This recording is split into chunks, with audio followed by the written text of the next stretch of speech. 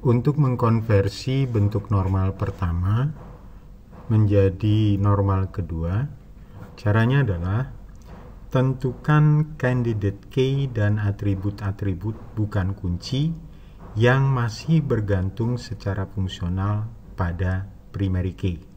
Nah, hasilnya adalah kita perhatikan di sini, ya, kita tentukan dari tabel ini mana yang bisa menjadi atribut kunci. Misalnya proyek, nomor proyek. Ini nomor proyek menentukan nama proyeknya, ya.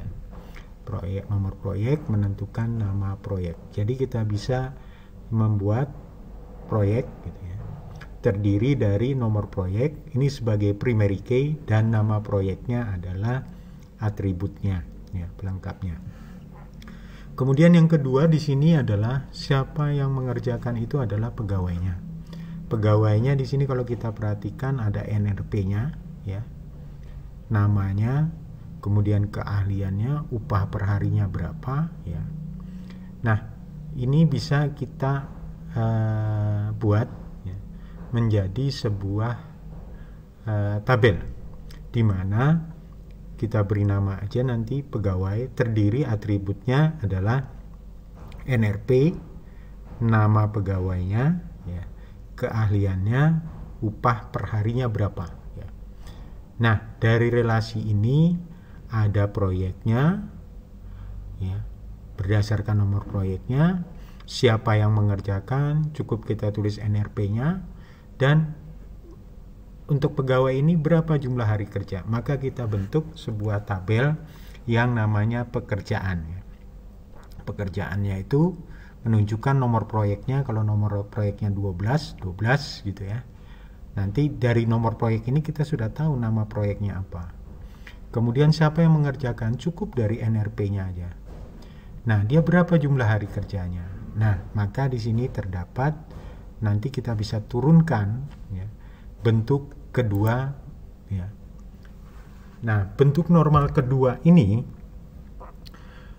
ciri-cirinya adalah sebuah tabel berada dalam bentuk normal kedua jika sudah berada dalam bentuk normal pertama. Jadi sudah bentuk normal pertama tadi. Kemudian semua atribut bukan kunci memiliki dependensi sepenuhnya terhadap primary key. Jadi atribut-atribut yang bukan kunci itu sepenuhnya bergantung pada primary key-nya. Namun kemungkinannya juga masih ada, ya, dalam bentuk normal kedua ini masih adanya dependensi transitif. Jadi masih menunjukkan adanya dependensi transitif. Artinya ada satu atau beberapa atribut yang masih bergantung pada atribut bukan kunci. Tadi di sini ada 3 tabel yang kita bentuk. Perhatikan nih hasilnya. Kita buat dalam bentuk normal kedua. Jadi ada tabel pegawai, ada tabel project, dan ada tabel pekerjaan, ya. Jumlah hari kerjanya. Nah, kita perhatikan di sini untuk masing-masing tabel. Tabel pertama adalah misalnya tabel proyek. Nomor proyeknya tadi 12, nama proyeknya adalah train A gitu ya. Kemudian nomor proyek 16, train C. Nah, ini pekerjaannya yang mengerjakan ini, ya. Jadi ada kerjaan. Nah, kemudian pada tabel pegawai perhatikan. Ada NRP, Sambudi namanya mandor, keahliannya, upah per harinya 5.000, ya. Ini tukang las 40.000, ini 50.000. Nah, tetapi kalau kita perhatikan secara cermat, upah per hari ini tidak bergantung langsung ke NRP-nya, ya.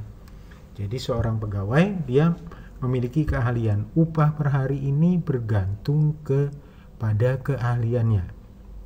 Maka tabel ini masih memiliki yang disebut dengan dependensi transitif. Artinya upah per hari ini tidak bergantung langsung ke NRP, tetapi dia bergantung kepada keahlian, ya. Nah, kalau ada seperti ini, maka harus kita konversi ke dalam normal ketiga. Caranya adalah membuat tabel secara terpisah untuk atribut yang memiliki dependensi transitif. Jadi kalau upah per hari ini bergantung keahlian, maka keahlian dan upah per hari ini kita keluarkan dari sini, ya. Kita keluarkan. Jadi kita buat aja sebuah tabel baru, namanya upah. Jadi nanti terdiri keahlian sebagai atribut kuncinya, dan upah per harinya adalah sebagai atributnya. Nah, perhatikan, maka dari bentuk kedua ini kita bisa mengkonversi ke dalam bentuk ketiga, ya.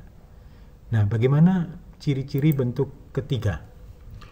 Sebuah tabel atau relasi itu berada dalam bentuk normal ketiga jika sudah berada dalam bentuk kedua. Ini sudah berada dalam bentuk kedua dan tidak mengandung dependensi transitif. Artinya yang seperti ini ada dependensi transitif sudah kita keluarkan, kita buat tabel sendiri. Nah, jadilah bentuk ketiga. Di mana tadi upah per hari di sini itu bergantung dari keahlian, ini kita keluarkan. Jadi keahliannya tetap, tabel upah per harinya kita keluarkan. Jadi upah per hari ini benar-benar bergantung pada atribut keahlian sebagai atribut kunci. Nah, dari bentuk unnormalized tadi yang tidak normal kita buat normal pertama, normal kedua, dan normal ketiga. Ini nampaknya sudah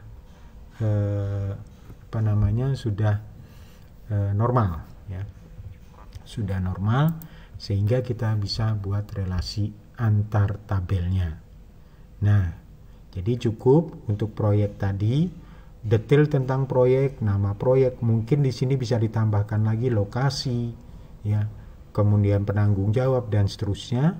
Cukup dari nomor proyeknya kita hubungkan ke pekerjaan ini, ya. Kita sudah tahu data lengkap tentang proyek. Lalu siapa yang mengerjakan, ya? Yang mengerjakannya ini bergantung pada NRP-nya. Contohnya perhatikan ini pekerjaan itu. Siapa yang mengerjakan ini?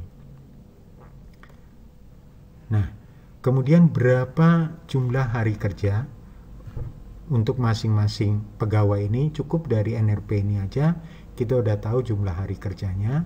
Nah, berapa upahnya? Upahnya itu untuk masing-masing pegawai tergantung dari keahliannya.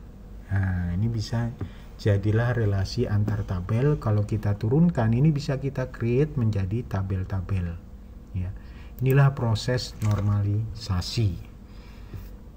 Nah, biasanya pada bentuk normal ketiga untuk kasus-kasus sederhana sampai tahap normal ketiga itu sudah cukup biasanya. Tetapi kalau pada normal ketiga masih ada kasus khususnya, di mana setiap determinan pada tabel tersebut sebuah kunci candidate key, ya. Jika tabel hanya mengandung satu kunci kandidat, maka bentuknya sama dengan bentuk Boyce code. Tetapi kalau nanti tabel itu memiliki lebih dari satu kunci, maka bentuk ketiga itu perlu di break lagi, dilanjutkan dengan bentuk normal yang namanya Boyce code, ya. Jadi kasus khusus pada bentuk ketiga, ya. Jadi